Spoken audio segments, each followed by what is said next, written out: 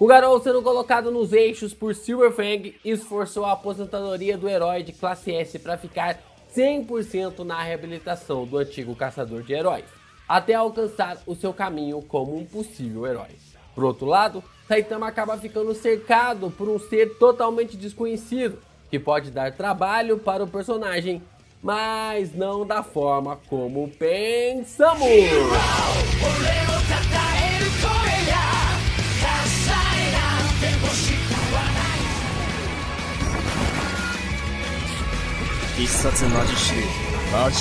Yo, Geeks, aqui é o LP e vocês estão no canal do Geek Brasil. Fiquem ligados porque esse vídeo contém spoilers do capítulo 171 de One Punch Man. Sim, pessoal, finalmente o capítulo de One Punch Man está de volta e a gente vai comentar muita coisa aqui, digamos de uma forma engraçada, né? A gente sabe que o One Punch Man sempre brinca com esses contextos de uma forma hilária e a gente vai conversar sobre isso logo depois de você deixar o seu like. Se inscreve aqui no canal, né? Merece, né? Merece se inscrever aqui no canal com essa volta aí dos capítulos de One Punch Man e compartilha esse vídeo com seus amigos, porque tem muitos pontos, muita coisa interessante pra gente falar do mangá por aqui ainda. Vamos lá, né? Começamos o capítulo com uma imagem da Tatsumaki em uma forma de idol e basicamente com uma roupa, digamos, bem peculiar, né? Tatsumaki tá aparecendo ali uma e-girl e tá trazendo pra nós a grande mensagem sobre a terceira temporada do anime de One Punch Man. Temos a mensagem ali com a Tatsumaki fazendo com que vários parafusos e engrenagens flutuem, informando para nós que a animação para a TV está em produção, né? Então é como uma mensagem ali do Murata para nós de que as engrenagens estão se encaixando para o início da terceira temporada do anime. Vemos então alguns heróis se aproximando de um apartamento reclamando que um novo vizinho havia chegado e que nem havia ido cumprimentar eles, né? Já que ele era o mais novato, era ele que deveria ir cumprimentar esses novos vizinhos. Um está mascando chiclete enquanto usa um fone de ouvido, o outro está vestindo uma fantasia de sapo enquanto ali um barbudo acompanha ele. Então, vemos que se trata de Butterfly de X, né, que é ali o número 16 da classe A, Forte, que é o número 31 da classe A, e também o Chantoad, que é ali o número 36 da classe A. São os heróis que estavam realmente querendo saber quem havia se mudado ali pelas redondezas, né, pelas redondezas na qual eles estão habitando. Eles continuam apertando a campainha 1 milhão de vezes e nada de alguém sair. Um deles acaba informando que talvez não exista ninguém ali, né? Que não há ninguém no local. E aí o Forte se recusa a acreditar que isso seja verdade. Forte então começa a gritar, dizendo para quem está lá dentro sair, né? Para parar de ser ali um ermitão e vir dar um oi para eles. Isso é coisa que recém-chegados devem fazer. Eles devem cumprimentar as pessoas que chegaram antes deles. Então, depois deles apertarem a campainha pra caramba, atormentar ali a galera que morava naquela região, a porta do apartamento vizinho se abre. A porta do apartamento vizinho se abre, querendo saber o que estava acontecendo. Uma figura sombria começa a sair de dentro desse apartamento e pergunta o que ele pode fazer por eles. Forte responde que eles são ali os vizinhos daquele apartamento, na qual não sai ninguém e que já faz 3 dias que ele havia chegado ao apartamento e que não havia saído depois disso, né? Que estava realmente intocado naquele lugar e que eles não haviam saído desde então. Butterfly e Toad informaram que como a pessoa não havia aparecido desde quando havia entrado ali no apartamento, isso demonstrava que eles estavam ali para cumprimentá-lo, né? Para mostrar realmente de que eles estavam marcando presença e que eles vieram ali cumprimentar por conta própria. Mas assim que eles perceberam quem era a pessoa na qual eles estavam conversando, que estava reclusa ali em seu quarto, a casa caiu. King apareceu com sua presença avassaladora, fazendo Forte ter plena convicção que cutucaram a onça apenas para visualizar a cicatriz do King saindo pela porta, deixando eles com calafrios, deixando eles suando frio de medo porque um herói como King estava nas redondezas. Forte então começa a suar frio, percebendo na besteira que tinha feito, enquanto King tenta entender seus novos vizinhos. Forte começa a alegar que estava ali para ver o proprietário do apartamento perto deles, enquanto ele fica aterrorizado pela presença do herói de classe S. King informa a todos que esse herói não está em casa no momento e que isso é algo embaraçoso, enquanto o herói de classe S mostra sua presença para todos, os assustando, né? Isso já demarca ali de que o King, sempre com essa presença avassaladora, demonstra ali um poder implacável na qual ninguém consegue ficar realmente sem ser abatido. Somos transitados então para fora do local, diretamente para a cidade Z, que foi completamente destruída pela batalha contra os monstros. O helicóptero então sobrevoa o local procurando sinais de monstros ainda ali na região. Vemos duas pessoas conversando dentro do helicóptero, enquanto vemos Pig God mexendo nos escombros. Os que estão dentro da aeronave se perguntam o que ele estaria fazendo naquele local. Enquanto isso, vemos que BS está entre as pedras escondidas, né? Para quem não sabe, BS não vou falar aqui, né? Porque senão pode perder aqui a monetização do canal, mas você sabe que está aparecendo na tela quem que é o personagem. E ele tá meio que escondido ali no meio dos pedregulhos, e ele achou que os heróis deixariam os monstros remanescentes em paz, já que a treta finalmente havia terminado. Mas se encontrasse ele, provavelmente ele estaria morto, né? Que essa nova forma, a forma que ele está atualmente, já não é suficiente para ele bater de frente com os heróis. Enquanto um dos agentes sai de dentro do helicóptero perguntando para o Pig God o que ele está fazendo, o personagem meio que tenta disfarçar, enquanto o agente enfatiza que o herói precisa voltar o mais rápido possível para o laboratório Magtro. Lembrando que os heróis estão reclusos por causa da emissão de radiação que foram expostos ali pelo poder da forma cósmica do Garou, né? Como eles foram realmente expostos a essa radiação, eles tinham que estar reclusos. Pig God corre então dos agentes, enquanto o BS fica aliviado de que o herói está correndo para longe dele. O agente então grita para Pig God esperar, mas ele simplesmente ignora. O agente então fica espantado pela velocidade do Pig God, mesmo sendo exposto ali pela radiação e da forma como ele estava debilitado. Ele comenta por que todo herói de classe S tem que ser egoísta dessa forma, e então o herói dentro do helicóptero é revelado. Vemos que R, junto com o agente, estava realmente ali entendendo de que ele deveria assumir a partir de agora esse trabalho e que ele teria que capturar ali o Pig God. O herói então ocupa a posição número 35 da classe A e acredita que pode parar ali o herói de classe S. R diz que 5 minutos é o suficiente para ele capturar o Pig God, enquanto o agente diz que ele precisa tomar cuidado com o que está fazendo, já que Pig God é um dos pilares da associação e que eles precisam voltar com ele para o laboratório médico sem machucá-lo. R então pega o seu boomerang e corre uma velocidade absurda atrás do herói de classe S para derrotar ele definitivamente. Então R começa a questionar as ações dos heróis de classe S que foram enviados para o hospital apenas pelo poder do caçador de heróis.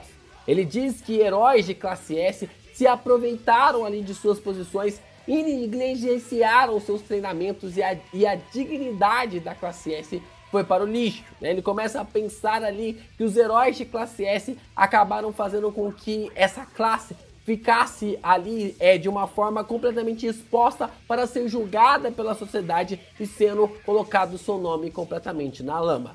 R diz que se Pig God perder para ele ali, isso é um sinal claro que a classe S não é mais a mesma coisa. Isso é interessante porque a gente consegue ver que provavelmente algumas coisas que ficaram faltando na saga dos monstros, principalmente no combate ali do Garou contra ali os heróis, deve ser colocado contra ali dos heróis versus ali os heróis da classe S, né? A gente tem algo bem interessante na webcomic que mostra ali o Garou enfatizando e confrontando os heróis da classe S, né? Tanto o Atomic Samurai, quanto também o Darkshine, quanto também o Flash Flash. Todos esses personagens são confrontados pelo Garou, são humilhados pelo Garou, e isso não acontece aqui no mangá. Mas, pelo jeito, pelo andar da carruagem, o Murata vai transitar essas cenas ali, essa forma moral do próprio Garou para os heróis de mais baixa estatura, né? Mais baixa ali classificação relacionados aos heróis de classe S. Da mesma forma como o Ar tá tendo ali essas indagações na sua mente. O que deixa as coisas ainda mais interessantes para mostrar que esse racha entre os heróis, entre a associação de heróis, está prestes a acontecer. E se você acompanha o webcomic, sabe muito bem onde esse racha pode ser levado. Ar então pergunta ali para o Pig God se ele acha que não tem razão, né? Se ali o herói de classe A não está realmente correto, enquanto o BS está cercado pelos dois heróis sem que os dois saibam da presença dele por ali. O herói de classe A diz para Pig God apenas voltar para o laboratório médico ou ele terá que lutar com ele. O agente da associação fica confuso sobre o que está rolando e decide que está na hora de procurar outro emprego, que realmente ficar lidando com esses egos ali desses heróis inflados já tá algo ali absurdo para ele, então não dá mais. Ele definitivamente diz que não dá mais para lidar com toda essa situação relacionada aos heróis. Então, quando Ar ia lutar contra Pig God, ele dá de cara ali com a água natural maligna em sua forma pequena. Ele manda o seu bumerangue na direção dela, mas ela simplesmente joga água comprimida para se defender, atravessando a arma, enquanto o golpe também atravessa a garganta do Ar. BS fica incrédulo que a água natural maligna ainda esteja viva enquanto permanece escondido nos escombros, né? Então, para vocês verem o nível, né, a diferença de poderes entre a classe A e a classe S, demarca ali que por mais que a classe S tenha jogado, entre aspas, o nome dos heróis no lixo ou na lama, ainda há uma grande diferença entre os heróis. Pig God, então, no impulso, acaba pulando com tudo para cima dela, abrindo o seu bocão, conseguindo engolir ela bem a tempo, antes que ela conseguisse fugir. A água natural maligna tenta reagir contra ele, emitindo vários jatos de água dentro do corpo de Pig God, mas acaba sendo em vão. O herói fica paralisado, ficando extremamente ferido pelos golpes ali do monstro, enquanto o sangue sai da sua boca. Mas, por incrível que pareça, nada demais aconteceu com ele, e o agente fica assustado por ele ter engolido o monstro, perguntando se estava tudo bem. Pig God diz que sentia que não havia vencido a água natural maligna de uma vez, e assim passou a verificar se estava tudo certo, né? Se realmente havia acabado com ela em sua batalha. E que tudo isso é responsabilidade dos heróis de classe S, que eles deveriam terminar o trabalho que eles haviam começado. Ele diz que agora está tudo bem porque o monstro já havia sido digerido por ele. E então o agente diz que se já acabou, eles devem realmente voltar para o laboratório. Pig God diz que se o agente colocar ele em um helicóptero, ele não vai conseguir voar. Mas o agente diz que ele não precisa se preocupar, dizendo que comprará um lamen para ele se ele cooperar com o retorno. Vemos Ar sangrando pra caramba no chão, desmaiado, enquanto Pig God diz que eles precisam realmente levar ele para um hospital de uma forma rápida, senão o herói vai morrer, né? Como em One Punch Man dificilmente os personagens acabam morrendo, provavelmente o Ar deve voltar mais pra frente na história. Pig God então diz que não vai embora agora porque ainda pode haver sobreviventes da Associação dos Monstros, e ele pede que a associação passe a varrer ainda mais a Cidade Z atrás ali dos obstáculos que vieram dessa associação maligna. Enquanto o Pig God vai para um lado, BS vai para o outro, dizendo que precisa sair daquela área o mais rápido possível. BS começa a caminhar dizendo que não tem mais para onde ir, e ele não acredita que a associação de monstros foi completamente dizimado dessa forma. BS alega que ele precisa encontrar algumas proteínas para poder recuperar os seus poderes, e naquela forma ele não conseguiria nem lutar contra um bebê humano. Então, no meio de suas andanças, ele encontra o Saitama, mas o careca não o vê. O herói está tirando o que sobrou da sua casa, né, o seu apartamento, dos destroços, comemorando que finalmente havia conseguido encontrá-lo. E ali o Genos celebra junto com ele. Então, BS tenta se esconder o mais rápido possível, mas então vem a grande revelação sobre o personagem. Assim como o Genos sabia ou sabe ali que o Saitama foi quem derrotou o Garou, o BS também é uma das testemunhas que conseguiu ver o Saitama derrotar o Garou com apenas um soco. BS então se toca que caiu no pior lugar possível enquanto o Saitama coloca o prédio no chão com seu chapéu de palha. Genos percebe que existe alguma ameaça perto deles e parte para ver o que se trata. Então, o Cyborg mostra para o Saitama o que havia encontrado e o Careca fica feliz que realmente eles estavam agora com um cachorro gigante. Mas BS fica espantado porque não era um cachorro comum, não era um cachorro gigante, mas sim Overground que estava vivo, em um tamanho reduzido, mas era o Overground, o monstro que havia sido derrotado pelo Garou. Mas eles percebem que alguma coisa está errada com o cachorro porque ele está diminuindo cada vez mais o seu tamanho. E assim eles ficam com dó ali do monstrinho. Mas o BS só quer sobreviver, então ele decide sair daquele lugar o mais rápido possível, antes o Overground do que ele. Mas assim que o Overground sente o poder do Saitama, ele fica maior de novo, se tornando um cachorro gigante. BS fica impressionado do Saitama não ter matado o Overground, enquanto o Careca diz que ama cachorro. O monstro então entendeu que o Saitama acredita que o Overground é um cachorro e sabe que o Careca é amante dos animais. BS diz que não esperava que fosse dessa forma que ele recomeçaria, mas se tem que ser assim, não existe problemas. O importante é ter que recomeçar. Genos então pergunta se Saitama gosta mesmo de cachorros e o Careca responde que ultimamente eles são os melhores amigos do homem. Então sim, ele gosta muito de cachorros. Então o Genos acaba meio que olhando ali para o Overground com uma cara de desconfiança, meio que concordando com o Saitama ali depois de tudo isso. Enquanto o Overground fica lambendo a face ali do Careca, né? Já tá realmente habituado, já tá conquistado ali pelo Saitama. Genos então diz a Saitama que ele precisa partir porque precisa realmente ir para a Associação de Heróis para resolver a situação dos monstros que não foram mortos na saga da Associação dos Monstros, né? Que eles precisam realmente ir atrás dos monstros que ficaram para trás e que precisam realmente caçá-los na Cidade Z. Enquanto isso, BS fica naquele dilema de se vai ou não vai, se fica ou não fica, se confia ou não confia ali no Saitama. E aí então ele toma a decisão de correr na direção do Careca. Então, formando o cachorro mais bizarro de todos os tempos, o BS corre na direção do Careca fingindo ser um cão.